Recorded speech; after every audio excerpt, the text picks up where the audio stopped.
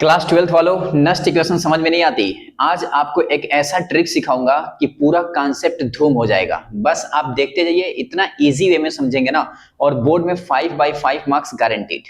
आइए स्टार्ट करते हैं नस्ट इक्वेशन। सबसे पहले इसकी प्रूविंग सिखाऊंगा एंड देन नस्ट इक्वेशन क्यों यूज करते हैं। सबसे पहले ये सीख लीजिए नस्ट इक्वेशन यूज करते क्यों है। देखिए why Nernst equation, Nernst equation ही क्यों। तो इसका सिंपल रीजन है, इलेक्ट्रोकेमिकल सेल का जो ईएमएफ होता है ये इंक्रीज करता है, डिक्रीज करता है कि जीरो होता है, इसको कौन बताएगा? इसको बताएगा नस्ट इक्वेशन। यानी Nernst equation is very most important point, most important equation जो ये बताता है कि ईएमएफ किसी सेल का, इलेक्ट्रोकेमिकल सेल का ईएमएफ इंक्रीज कर गया या डिक्रीज कर गया या जीरो हो गया। आइए देखिए इसकी प्रूविंग कर रहा हूं मैं, ध्यान से देखिएगा। देखिए सबसे पहले आपको पता होने से लिखेंगे वी नो डेट। हम जानते हैं, हमें क्या पता है, हमें पता है delta G equal to delta G nought plus 2.303 N R T, और यहां पे लिखेंगे log capital Q base 10। Q को बोलते हैं रिएक्शन कोसेंट। अब यहाँ पे जो डेल्टा जी है ना, इसकी वैल्यू होती है माइनस एन ई एफ।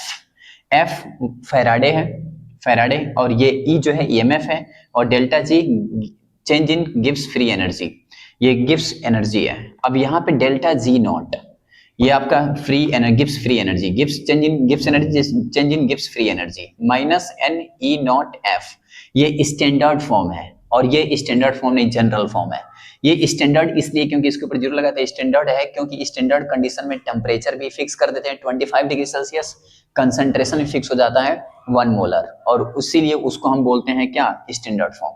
तो ये दो फॉर्म है, इन दोनों वैल्यू को यहाँ पुट करिए, डेल्टा जी यहाँ, डेल्टा जी नॉट यहाँ। चलिए माइनस एन ई एफ यहाँ पुट कर दीजिए, माइनस एन ई एफ, इसको यहाँ पुट करिए minus N E not F, और plus 2.303 N R T log Q base 10।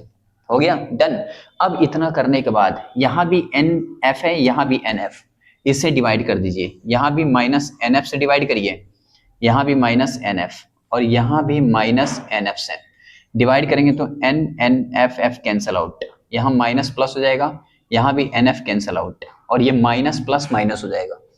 यानी E इक्वल टू, यहाँ पे आ जाएगा ये प्लस हो चुका है, यहाँ पे आ जाएगा आपका ई नॉट, और यहाँ पे आ जाएगा माइनस, प्लस माइनस माइनस, यहाँ हो जाएगा 2.303 एन आर टी, और बाय नीचे हो जाएगा एन एफ, और यहाँ पे लॉग क्यू बेस 10। और याद रखिएगा ये नंबर ऑफ मोल है, ये इलेक्ट्रॉन्स है, नंबर ऑफ इलेक्ट्रॉन, इसका मोल 1 ले लूंगा। क्यों इसको 1 इसलिए ले रहा हूं मैं, क्योंकि इसके पीछे रीजन है, स्टैंडर्ड फॉर्म ले रहा हूं। स्टैंडर्ड में नंबर ऑफ मोल कितना होता है, 1।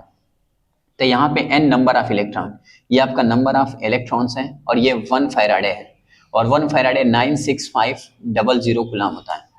R की वैल्यू होती है 8.314 जूल पर मोल इंटू केल्विन, ठीक, और टेम्परेचर 298 केल्विन लेना है। जब सब वैल्यू पुट करते हैं, पुट करने के बाद आपका आएगा E equal to E naught minus 2.303 R T, इन सब की वैल्यू पुट कर देंगे यहाँ पे एन एफ, और यहाँ पे लॉग क्यू बेस 10। ये पूरा वैल्यू पुट करने पे इस पूरी वैल्यू की जो वैल्यू आएगी रियल वाली, वो कितनी आएगी, ई नॉट माइनस 0.0591, और बाई नीचे n बचेगा नंबर ऑफ इलेक्ट्रॉन, और लॉग क्यू बेस 10। ये जो इक्वेशन आप देख रहे हैं, इसी इक्वेशन को बोलते हैं अपन नस्ट इक्वेशन।